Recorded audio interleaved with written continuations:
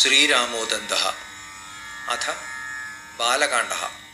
തദ്ഗൃഹീത്വാ തദൈവാസൗ പത്നീഃ പ്രാശയദുത്സുകഃ താശ്ച തത്പ്രാശനാദേവ നൃപാത് ഗർഭമധാരയൻ.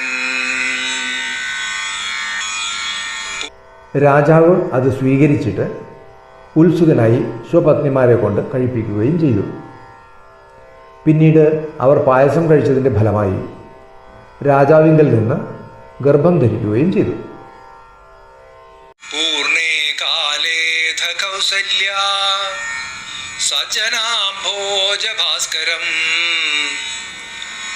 അജീജനത് രാമചന്ദ്രം കൈകേയീ ഭരതം തഥാ. കൗസല്യ യഥാകാലം സജ്ജനങ്ങളാകുന്ന താമരകൾക്ക് സൂര്യനെപ്പോലെ ആനന്ദം നൽകുന്നവനായ രാമചന്ദ്രനെയും കൈകേയി ഭരതനെയും ജന്മം നൽകി. തതോ ലക്ഷ്മണ ശത്രുഘ്നൗ സുമിത്രാജീജനസുതൗ അകാരയത് പിതാ തേഷാം ജാതകർമാദികം ദ്വിജൈഃ. ശേഷം സുമിത്ര, ലക്ഷ്മണൻ, ശത്രുഘ്നൻ എന്നിവരെയും പ്രസവിച്ചു.